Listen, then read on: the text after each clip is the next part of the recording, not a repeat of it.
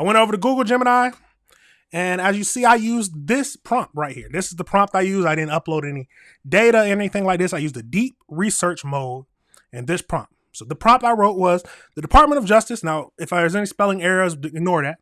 The Department of Justice has just released Martin Luther King Jr.'s files on the DLG website. Can you go through the files and provide new information that is not generally known to the public? Please provide references of the exact files which the information is coming from. Please provide it in a bullet point style, sort by types of information. Now, that was just a prompt. I just wanted to see what it would say. So it did its thinking. About 4 or 5 minutes went by. And boom, it gave me some research of what it was finding. So gave me a whole couple of paragraphs just stating what is breaking down in the files, specific details, and all of that. Now, we'll go deep dive into this, but to have it more audible, I was like, yeah, let me see. This is AI here. So let's see. I want it to have an audio breakdown. I wanted to have it create an audio breakdown for me of what we was just pulled up. So that's what I did. The next thing I did was, can you read the report? So the first thing it says, I can't help you with any questions, but I have the premium status. I don't know if that's the only way you can do this, but generate audio overview. So it's thought for a few more minutes and bye. That is what it did. So we're going to listen to this. Now, it is crazy how powerful AI is. I didn't say anything. All I said was generate an audio overview. And I was shocked at what I found. But let's listen into it and see what it says. And it basically breaks down what was in the deep report. So like I said, always do your own research. I haven't checked any of this with the files or anything like that, but I just wanted to go through and show the process that AI had and what I went through. So let's go through and let's do the deep dive. Today, we're digging into something pretty huge. Over 230,000 pages of Martin Luther King Jr. assassination files just released. Yeah, July 21st. And these aren't just random documents. A lot of this stuff. Now, let me say this. I'm not going to pause it too much, but let me say this. This is all AI generated. All AI generated.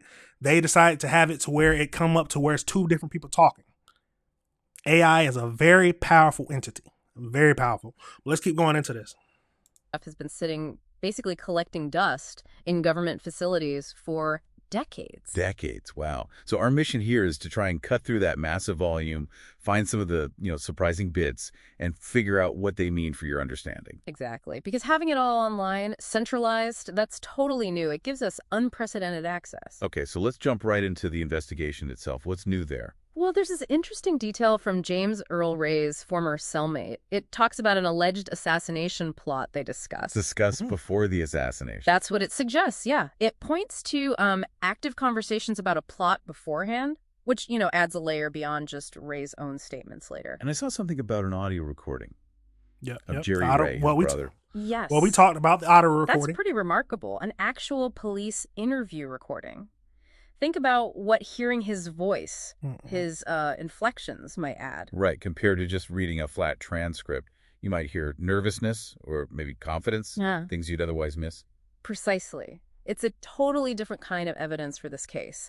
And it's not just domestic stuff either. These files shed light on the international manhunt for Ray. How so? We're seeing unique evidence from Canadian police, for instance, and there are CIA records, never seen before, detailing the overseas intelligence gathering during the pursuit. So a global chase, really. It definitely had international dimensions, but it's important to step back for a second here. Okay. While these details are new, the fundamental disagreement remains, doesn't it? You mean the official conclusion versus the family's stance? Exactly. The Justice Department consistently pointed to James Earl Ray as a sole assassin. But the King family has always believed there was a wider conspiracy. And they actually won a civil case on that basis back in '99. Right. A verdict that found evidence of a conspiracy involving government agencies. We're just laying out what the different sources and findings say, so you have the full picture. Absolutely. But these files, they aren't just about the assassination, are they? There's a lot about Dr. King's own plans. Oh, definitely. Particularly his strategy for the Poor People's Campaign, what they called the Washington Spring Project. And the documents show he planned to seriously disrupt Washington, D.C. Yes. His stated goal was to, and I quote, disrupt the normal course of business and, in fact, close down the nation's capital. He talked about using non-destructive dislocation. Like sit-ins, filling the jails. He apparently even bragged about filling the jails. His philosophy, laid out right there, was to dislocate the function of a city without destroying it can be more effective than a riot. It shows a very calculated approach to nonviolence. And here's something that, well, really shifted my perspective. The files show King actively engaging with black nationalist groups, trying to get Stokely Carmichael specifically on board. To solicit their support is the phrase used. For his nonviolent campaign, it paints a more, let's say, complex picture of his alliances than is often presented. Definitely more nuanced. But then there's a darker side revealed in these files, particularly from the FBI. Yes, some really disturbing internal FBI allegations surface. They describe Stanley Levison, who was a key advisor to King. What did they say about him? They called him a shrewd, dedicated communist who supposedly controlled King's statements, even edited his writings, his book. Controlled him. And it gets worse, doesn't it? The FBI's internal view of King himself.